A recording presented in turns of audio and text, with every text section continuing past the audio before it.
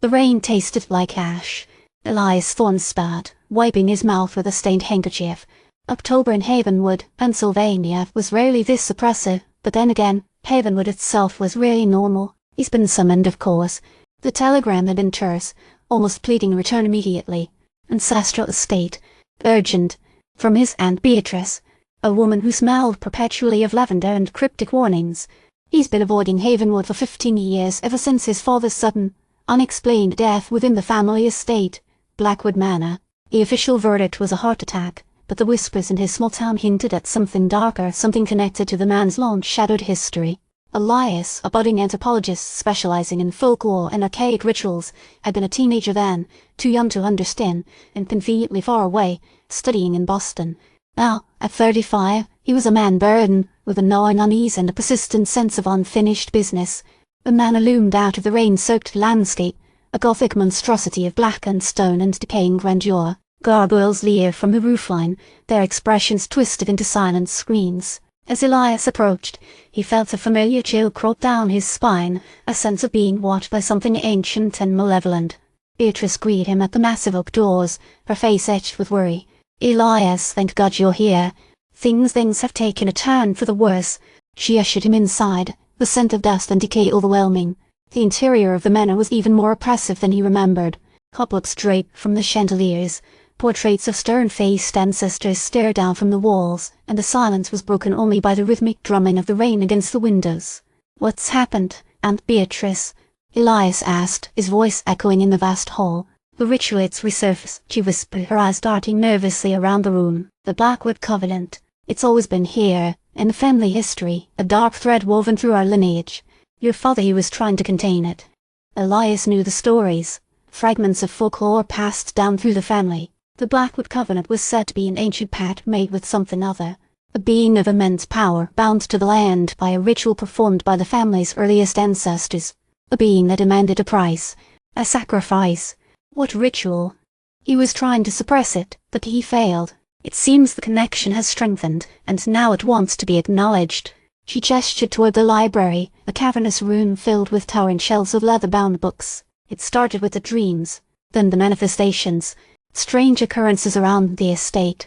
He found the library unsettlingly cold, the air thick with an almost palpable sense of dread. Beatrice pointed to a large, ornate book lying open on a table in the center of the room. Its pages were filled with archaic symbols and unsettling illustrations. "This is the Libra, the Book of Shadows. It contains the details of the Covenant. Your father spent years deciphering it, trying to understand the ritual and find a way to break it." Elias cautiously approached the book, his eyes scanning the bizarre symbols. He recognized some of them, archaic runes, sigils associated with forgotten deities. He felt a strange pull towards the book, a sense of recognition, as if he had seen these symbols before, in a dream or a forgotten memory. What kind of manifestations? Objects moving on their own, voices in the night, shadows that dance in the periphery of your vision. But the most concerning thing, the animals. They've been changing. He followed Beatrice to a window overlooking the sprawling gardens. The rain had intensified, blurring the landscape into a grey wash. Then he saw it. A deer, standing motionless in the rain, its antlers twisted and gnarled, its eyes glowing with an unnatural luminescence. It wasn't a natural deer. It was something else. The local wildlife, Beatrice shuddered, mirroring the Covenant's influence. That night, the nightmares began. Visions of swirling darkness, grotesque figures whispering promises of power, and a looming presence that felt both ancient and terrifyingly close. He started seeing flashes of images, snippets of the ritual, fragments of a forgotten language. He's convinced he's beginning to remember more than he should. He found a hidden chamber beneath the manor, a circular room with walls covered in strange carvings. The air was thick with the smell of incense and decay. In the center of the room, a stone altar stood bathed in an eerie green light emanating from a single, pulsating crystal. As he reached out to touch the crystal, a voice echoed in his mind, ancient and resonant. "Join us, Elias. Embrace your destiny. The Covenant awaits." He began deciphering the ritual, piece by piece, understanding the intricate steps and the purpose behind each bizarre gesture. He realized the Covenant wasn't just a pact with a single entity, but a gateway, a conduit to something far greater, a cosmic force that existed beyond human comprehension, a force that demanded balance, and Havenwood was out of balance. The deer, the animals, the changes, they were part of a larger process, a realignment of energies. He confronted Beatrice in the library. The ritual wasn't just about suppression, Aunt Beatrice. It was about containment. "We've been keeping something asterisk in asterisk." "Then what must be done?" Beatrice asked, her voice laced with fear. "The Covenant requires a new anchor, a focal point, someone with a strong connection to the family bloodline." He looked at his hands, feeling a strange tremor run through his body. He knew what it meant. Me. But he also understood the cost.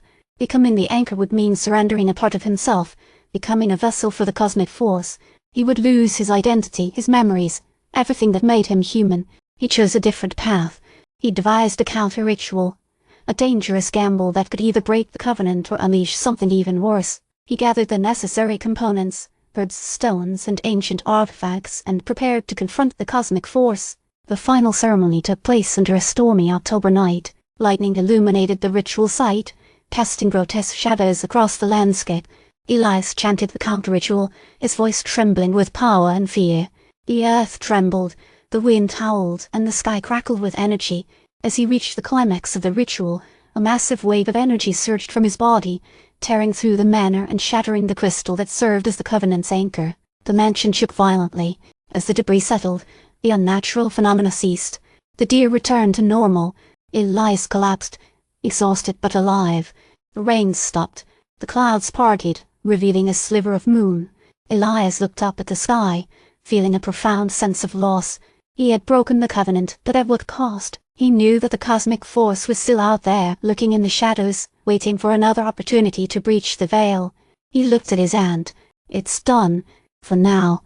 Beatrice nodded, her face etched with exhaustion and a glimmer of hope. "But we must remain vigilant, Elias.